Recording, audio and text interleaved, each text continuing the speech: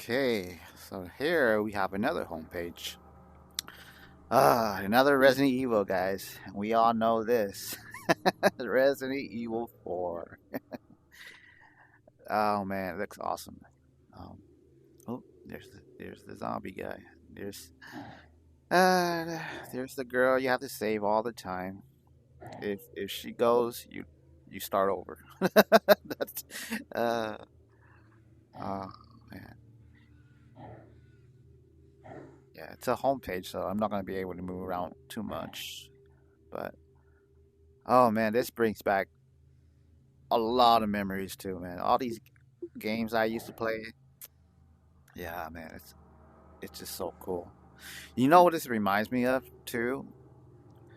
I don't know if y'all remember, but the sky initially, this brings back memories, and like this, the sky, the color, the feel, the atmosphere. This reminds me of the old vampire movie. I think the one by John Carpenter, Vampires. And it starts off just like this, like the introduction and just the view of the color of the sky like this, the sunset, and the music. Oh my god! And it's like, oh man, it's awesome. And then finally, it closes down to like a little old barn like this with the vampire hunters and the priests, and then boom, the guy kicks in. He's like. He's like smoking a cigarette, and they're all wearing leather. and, and, he, and he kicks in the, or they cut a little opening in the door, and then they kick in the door, and they start hunting vampires. Oh my god!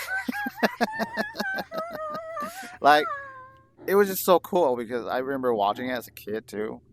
And it's like it's so cool because it was like I think it was like around the time where like I don't know if Blade came out first or that one.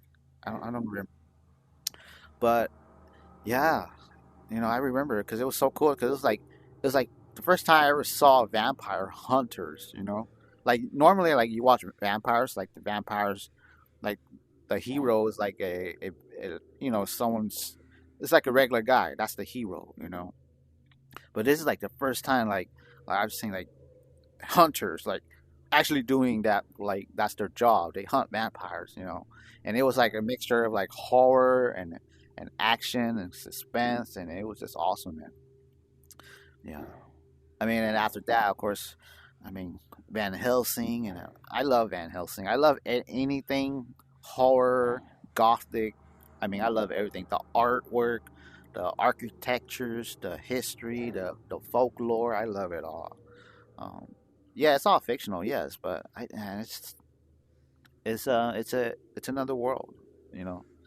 Uh, Out of all this, the thing that stands out to me the most is that yellow cat right there.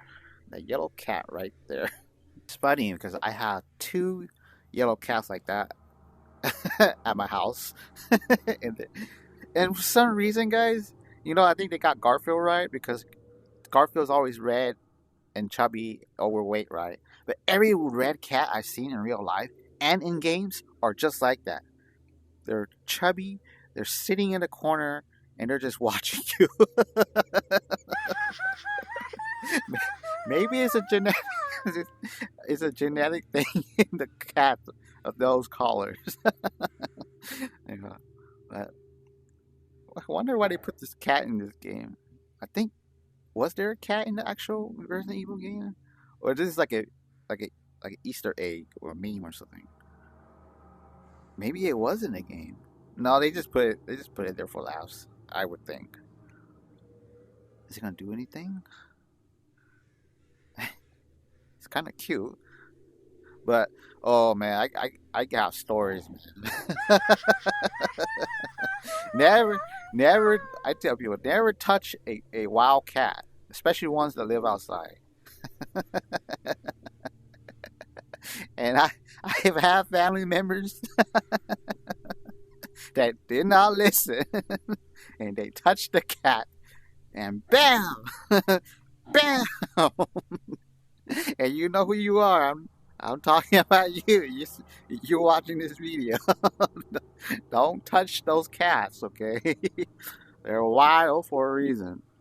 All right, you want to touch a cat, touch one that's domesticated, one that has its shots, you know. But just it's not cats. I mean, any wild animal really, you should not be touching, um, just because you gotta remember that they're really from a different world. You know, they're from outside, and outside is a different world, guys. uh, man, this is so cool. Uh, now I really want to play part four again. Uh, sometimes like I'll just I mean, it sounds kind of funny, but it's like I could actually just sit and relax to this with the crows and the ravens in the background and the red sky and the red fire, the darkness of the dark rooms.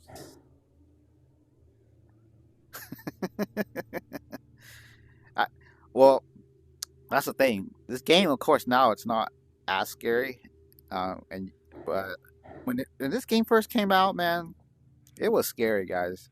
You couldn't deny that. Like the first time you encounter a zombie, it was like woof, because it's a different type of zombie, you know. It because every game they kind of introduce like their own versions of a zombie. Like some movies and or some series will have like zombies that have like certain certain aspects of them, right? They might be maybe they might be slower but smarter, or they might be super fast, you know, or they might have like some sort of powers, you know.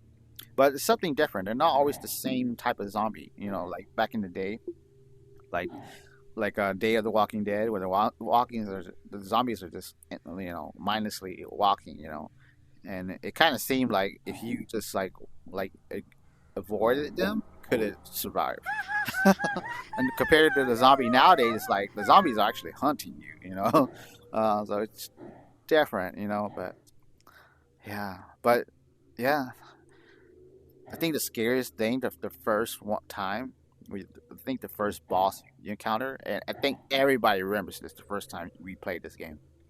The chainsaw guy, man. Oh, because I mean they made that a big thing now because if you go to like almost every haunted house now, they have a chainsaw guy. Well, I think Texas Chainsaw made that popular too, but yeah, yeah, Texas Chainsaw I would say. But this game, I remember the first time that the chainsaw guy came out, and he had that cloth wrap around his head, and he was just, and he what made him so fierce is that he cut off the zombie's head, right? So it's like that's how you know it's a boss. It's like when they come in, they start attacking their own people just to get to you. It's like you're like whoa man, whoa, oh man. And then like while he's like chasing you, he's like riling all the zombies out right there, all following. Oh man, yeah, yeah, yeah. I remember, man. It was fun.